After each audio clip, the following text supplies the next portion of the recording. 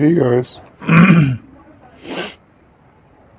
hey guys, what's up? কি অবস্থা? আমি বুলবুল and welcome to my new video. আর আজকে আমরা কথা বলবো আমার সোনার হরিণ পাওয়ার গল্প। I mean ড্রাইভিং লাইসেন্স পাওয়ার গল্প। By the way, আমি জানি না যে পৃথিবীতে সিংহ, হাতি, বাঘের মতো এত বড় বড় প্রাণী থাকা সত্ত্বেও মানুষ হরিণকেই কেন সোনার হরিণ বলে? কেন সোনার বাঘ বলা যায় না?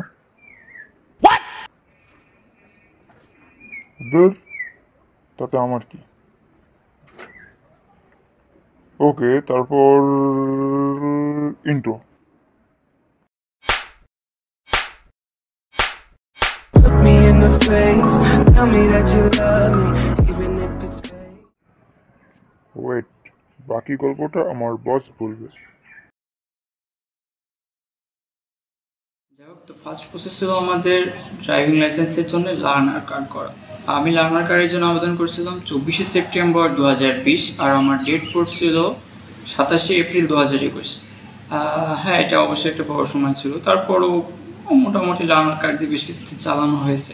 করোনা পরিস্থিতি, লকডাউনের কারণে আমাদের পরীক্ষা ওই নির্দিষ্ট ডেটে হয়নি। আমাদের অফিস থেকে বলছিল যে নেক্সট পরীক্ষার ডেটের আগে আমাদের জানিয়ে দেবে। আর ফাইনালি আমাদের পরীক্ষার ডেট পড়ে 2/9/2021। পরীক্ষার জন্য অবশ্যই খুব এক্সাইটেড ছিলাম, মোটামুটি একটা প্রিপারেশনও ছিল। But honestly I was very disappointed on the exam হল। এক্সাম হলে যে দেখলাম আমি ছাড়া পরীক্ষার্থী যারা আছে অলমোস্ট দাদা, চাচা, নানা, মামা এই টাইপের লোকজন। মানে ওই পরীক্ষার হলে আমি সবার থেকে ছোটো। যাই হোক, তারপরও সবার কানাঘুষো চলছিল ড্রাইভিং লাইসেন্স কারো রিকমেন্ডেশন আছে কিনা, বা কোনো লোক ধর আছে কিনা, বা কোনো মানে অফিসার বা এরকম কারোর সাথে পরিচিত আছে কিনা। অনেস্টলি আমি বাদে সবারই কম বেশি একটা মানে কমিউনিকেশনের একটা সুযোগ ছিল। ফাইনালি পরীক্ষা স্টার্ট হলো এবং আমি যথারীতি ঘাবড়ে গেলাম। প্রশ্ন দেখে নাই, আমার আশেপাশের লোকজন দেখে। আমার আশেপাশে যারা ছিল সবাই খুবই দুর্বল স্টুডেন্ট, আমার মতোই, যারা অনেকে আছে নামও লিখতে পারে না। আমি একজনের নাম লিখে দিলাম, আমার পেছনে যিনি বসেছিল, আর পাশে যা বসেছিল উনিও খুব কষ্ট করে নামটা লিখলো, বাকিটা একটু সিট আমার তাই কপি করছিল। ওয়েট, এখানে একটা কথা আছে যে আমরা অনেকেই ভাবি যে বিআরটি অফিস পরীক্ষায় কখনো খাতা কেড়ে নেওয়া বা এরকম মানে সমস্যা হয় না। বাট অনেস্টলি আপনি যদি বেশি বেয়াদবি করেন বা আপনি বেশি আইন অমান্য করেন তাহলে অবশ্যই আপনার খাতা কাটবে। আমার পাশের জন্য একটা কাটছিল, উনি আমারটা কপি করছিল, এই জন্যেই আমার একটা ওয়ার্নিং দিয়ে ওনার খাতায় কাটছিল। যদিও একটু রিকোয়েস্ট করার পরে মোটামুটিভাবে কনভিন্স হয়ে গেছিলো আর কি। যাই হোক, তো পরীক্ষা দিচ্ছি আমি আমার বেঞ্চে একা। পরিবেশটা একটু খারাপ ছিল, তারপরও সামলে নেওয়ার মতো অবস্থা ছিল। প্রশ্ন যা ছিল আলহামদুলিল্লাহ সবই কম, মানে পারবো না এমন কোনো প্রশ্ন ছিল না। যদি ওইটাই আমার ফার্স্ট পরীক্ষা ছিল যেখানে আমি সো মাচ কনফিডেন্ট ছিলাম, যা হোক ভাই হয়ে যাবে, সমস্যা নেই। লিখিত পরীক্ষা খুব ভালোভাবে কমপ্লিট হলো। পরীক্ষা হলো আমাদের 9টায়, আর আমাদের রেজাল্ট এসে হচ্ছে 11:15। তো দেখলাম যে আমার রেজাল্ট আছে, আমি পাস করছি। তো রিটেন হওয়ার পরে আমাদের নেক্সট সিচুয়েশন ছিল ভাইভা। তো আমাদের ভাইভা পরীক্ষা শুরু হয় প্রায় 12টার দিকে। তো আমাদের পরীক্ষা দিচ্ছিলাম একসাথে প্রায় 166 জন, যার ভিতরে অনুপস্থিত ছিল অ্যারাউন্ড 20-25 জন, বাকি সবাই আমরা পরীক্ষা দিচ্ছিলাম। তো একটু নার্ভাস ছিলাম, সবাই ওখানে যে যার মতো পড়াশোনা করছে। কেউ কেউ তো দেখলাম বাড়িতে বই লিখে এনেছে,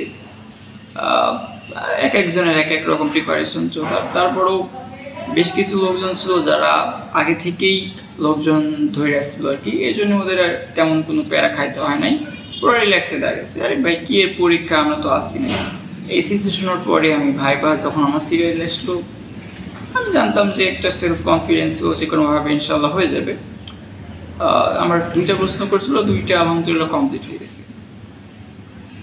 3য় নম্বর প্রশ্ন করার আগে ওরা কেন জানে না কনফিডেন্স ছিল যে এই ছেলে পারবে, এই জন্য আমার 3য় নম্বর প্রশ্ন পর্যন্ত সুযোগ দেয় নাই, বের করে গেছে। বাট অনেস্টলি আমি ভয় পাইছিলাম যে হয়তো আমি প্রশ্নের উত্তর 2টায় রং দিচ্ছি, এই জন্য আমার বের করে দিয়েছে। বাট বিষয়টা এরকম ছিল না, আমি 2টা প্রশ্নের উত্তরই সঠিক দিয়েছিলাম।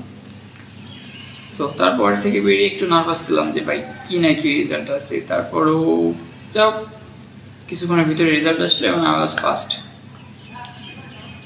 এই প্যারাটাও পার। নেক্সট প্যারা ছিল আমাদের জিগজ্যাগ টেস্ট। যদিও বিষয়টা অনেকের কাছে হালকা মনে হতে পারে, but it was not as simple as we think. বিষয়টা যথেষ্ট প্যারাদায়ক। যদি প্যারাদায়ক নাই হতো তাহলে জিগজ্যাগ টেস্টটা দিত না, এমনি বলতো ভাই তুমি সোজা মোটরসাইকেল চালিয়ে যাও আসতে। আমাদের পরীক্ষা হয়েছিল, স্কুলটার নাম হচ্ছে আদর্শ স্কুলের পরীক্ষা হয়েছিল, আর আমাদের জিগজ্যাগ টেস্ট হয়েছিল আরেকটা স্কুলে। জিগজ্যাগ পরীক্ষার যে মাঠ ওইটা ছিল তুলনামূলক ভেজা, কারণ আগের রাত্রে বৃষ্টি হচ্ছিল, মানে একটু ভয় লাগছিল যে কী অবস্থা হবে না হবে। সো আমি ছিলাম 150 সিরিয়ালের লোক। আমার আগেও অ্যারাউন্ড 100-100-র উপরে লোক ছিল যারা পরীক্ষা দিয়েছে। তো অনেস্টলি প্রথমে যে 10 জন গিয়েছে 10 জনই হয়ে গেছে। মানে বাউলি মারা বিষয়টা খুব সিম্পল, বাট আঙ্কেল চাচা মামা খাওয়ার বয়সে এরকম লোক এত সহজে বাউলি মারতে পারবে না। কারো পা পড়ে যাচ্ছে, কেউ নিজে পড়ে যাচ্ছে, কেউ গাড়ি ছেড়ে নিজে পড়ে যাচ্ছে, কেউ গাড়ির ওপরে নিজে পড়ে যাচ্ছে। বিষয়টা একটু ফানি হলেও বিষয়টা অতটা ফানি না, কারণ বিষয়টা অতটা সিম্পল ছিল না। যাই হোক, যদিও একটা কনফিডেন্স ছিল, বাট একটু ভয় ভয় লাগছিল যে কী হবে পিছলে যদি বাই চান্স পড়ে যায় আর কি। যাই হোক, এই অবস্থা থেকেও মোটামুটিভাবে পার হয়ে যায়।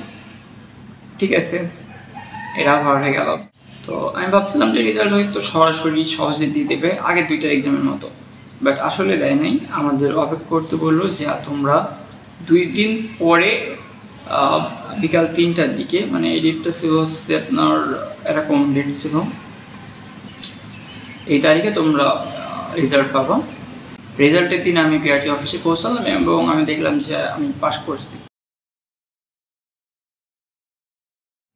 তো আমার বিআরটি এর পরীক্ষার বিষয় যদি জিজ্ঞেস করেন, তো আমি প্রথমত বলবো যে আপনি অন্তত একটা বই পড়ে আসেন যেখানে বিআরটি অফিসে কী ধরনের প্রশ্ন হয় এবং কিভাবে আপনি মানে পাস করবেন এই বিষয়ে। কারণ হঠাৎ করে পরীক্ষার হলে যে চিন্তা করে কোনো লাভ হবে না। আপনি আগে থেকে বই আছে, আমি একটা বই আপনাদের ডিসক্রিপশন বক্সের লিঙ্ক দিয়ে দেবো, ওখান থেকে চেক করলে আপনি পেয়ে যাবেন। ওইটা পড়ে মোটামুটি একটা সেলফ কনফিডেন্স তৈরি করেন যে কোনো রকম প্রশ্ন আসলে আপনি ওখানে পারবেন। তো দ্বিতীয় বিষয় হচ্ছে জিগজ্যাগ প্র্যাকটিস। জিগজ্যাগ প্র্যাকটিস তেমন আহামরি ব্যাপারও না যে আপনি পারবেন না।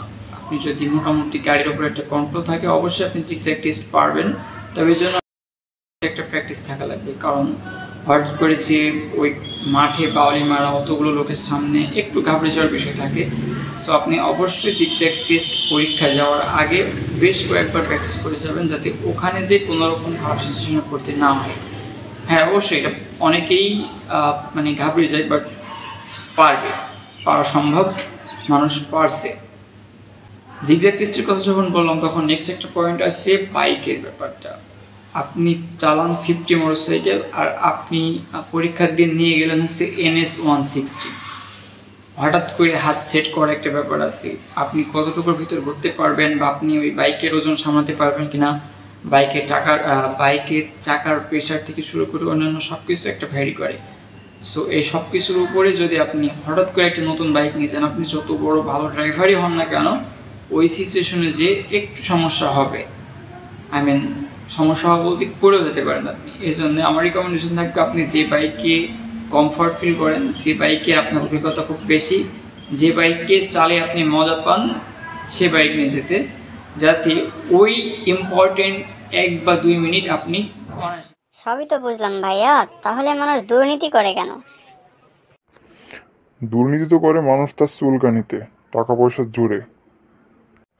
কোনো সুস্থ মানুষ ঘুষ দেয় না, ঘুষ নেয় না, কোনো দুর্নীতির সাথেও জড়িত থাকে না। আসুন আমরা সবাই মিলে দুর্নীতিকে না বলি এবং একটি সুস্থ স্বাভাবিক দেশ গড়তে সমস্যারে সহযোগিতা করি।